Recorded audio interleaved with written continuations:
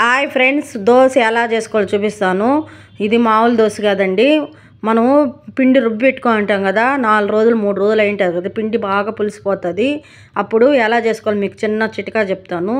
దోశ పిండి అయితే నేను 3 రోజులు పిండి చూపిస్తున్నాను. ముందుగా అయితే ఆనియన్స్ కట్ చేసుకున్నాను. ఇవి పచ్చిమిర్చి, కరివేపాకు అన్నీ కూడా సన్నగా కట్ చేసి పక్కన పెట్టుకోవాలా.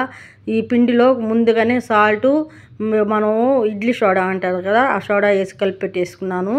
ఇప్పుడు మనము స్టవ్ వెలిగించి బాండిల్ పెట్టి 2 టేబుల్ స్పూన్లు ఆయిల్ పోసి, 1/2 టేబుల్ స్పూను ఆవాలు, 1/2 టేబుల్ స్పూన్ వచ్చి జీలకర్ర వేస్తున్నాను. ఇది కొంచెం ఫ్రై అవ్వాలా. ఇలా ఫ్రై అయిన తర్వాత పచ్చిమిర్చి కట్ చేసుకున్నాం కదా, పచ్చిమిర్చి కూడా ఇందులో పోసుకొని కొంచెం ఫ్రై చేసుకోవాలా. మినపప్పు 2 టేబుల్ స్పూన్లు వేసాను. మనం శనగపప్పు అయినా వేసుకోవచ్చు, నేను మినపప్పు వేసానండి. ఇలా వేసుకున్న ఫ్రై అయిన తర్వాత ఆనియన్స్ కట్ చేసి పెట్టుకో, మీడియం సైజ్ ఆనియన్స్ 2 తీసుకున్నాను. ఇలా కూడా ఫ్రై చేసుకోవాలి, ఇవి కూడా కొంచెం దూరగా ఫ్రై చేసుకోవాలా. ఇలా ఫ్రై అయిన తర్వాత కరివేపాకు వేసుకొని ఇదంతా కూడా బాగా కలుపుకోవాలండి.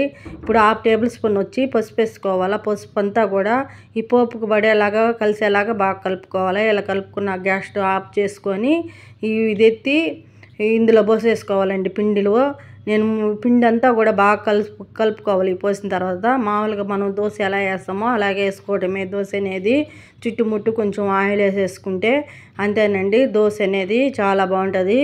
రెడీ అయిపోయింది.